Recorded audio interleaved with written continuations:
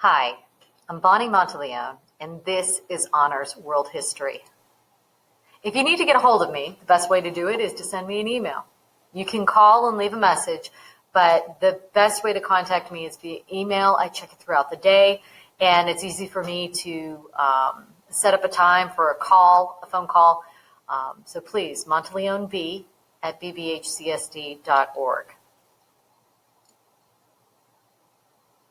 So, students can get a hold of me as well as you during first, fourth, and eighth period of the day. Those are like my office hours. At some point, I'm supposed to be having lunch in there, but I check my email, I respond to the kids, whether kids are remote, in person.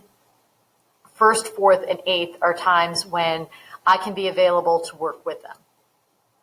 Current courses that I'm teaching, in addition to Honors World History, I also teach AP US Government and Sociology. With Honors World History, the focus is going to be on scientific revolution up through the modern era. But I do know that the students will be required to take American history as well as government and economics. So I'm always looking for ways to connect the content and to help them prepare for what will be coming next. The guiding principles for what I do. I believe in a growth mindset. That means that students shouldn't be afraid of failing, attempting something and they're not successful yet. That failure, we just need to look at it and say, okay, what do we need to do so that you can learn this material or this skill and be able to apply it in the future? I have a pretty liberal retake policy. So believing in students and their capacity to learn, that's important to me. I do believe that kids need to be prepared for their future, whether they're going to a 2-year college, a 4-year college, the military, or right out into the workforce. They need to be able to read critically, write effectively, and communicate with clarity.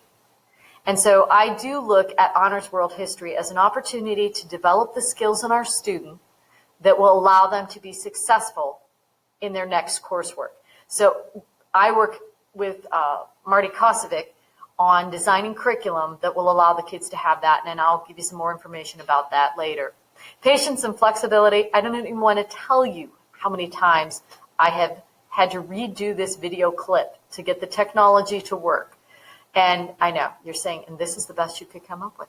But we all have to be patient and we have to be flexible. We have to work with the kids for where they are. We have to understand that the pandemic is presenting challenges, but it's okay. We are grateful for what we have. We will accomplish great things together, but we have to be patient. Again, keep coming back to that. So how do I teach the world history? So if you look at the screen in front of you, you can see that this is skills and content driven. It's not straight up lecture. And so what the students are going to do is have learning pages that will present to them content. And it has embedded in the page video clips. It'll have activities, ways for them to read what would be in a traditional textbook, but now put together with timelines. The students will be accessing this material via Google Classroom. We'll use these learning pages, and we will track the kids' progress. And we can do this. I can tell who's logged in. I can tell who's worked on it. I can tell who shared their work with others. Please encourage your kids to do their own work. And again, this is our opportunity for the bridge to AP. And Marty is well qualified for this. Both he and I have taught AP US History, and we are very aware of what the students need in order to be successful. Digital platforms that we're going to use. You'll see us using Google Classroom, Progress Book, Edulastic. Edulastic is probably the new one for you. Edulastic is a way for us to push out testing content to the kids, and they can take it remotely. I can actually see when they open the test. I can see what questions they're working on. When I receive the exam, I can tell you how long a student spent answering a question. Now that data is useful. I hate to take in-class time to give exams.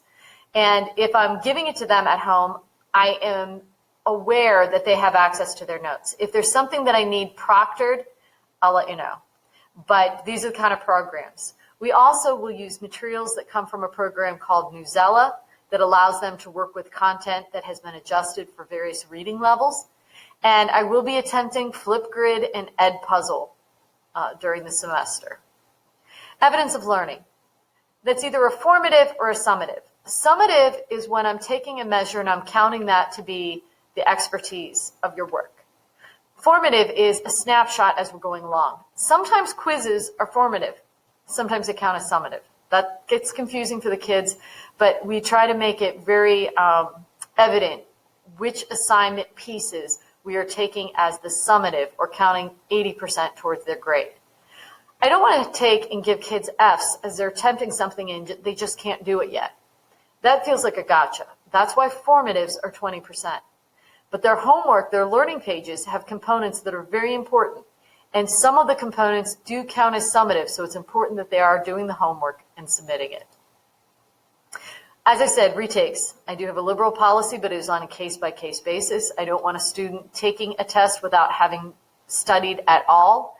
That's a crutch. So it's really important that we work together to figure out why does a student need to take a retake and how can we remediate that so that doesn't become an issue on the next exam. Thank you very much for listening, for caring enough to click on the link and finding out more about Honors World History. I'm Bonnie Monteleone, and I wish you a good night.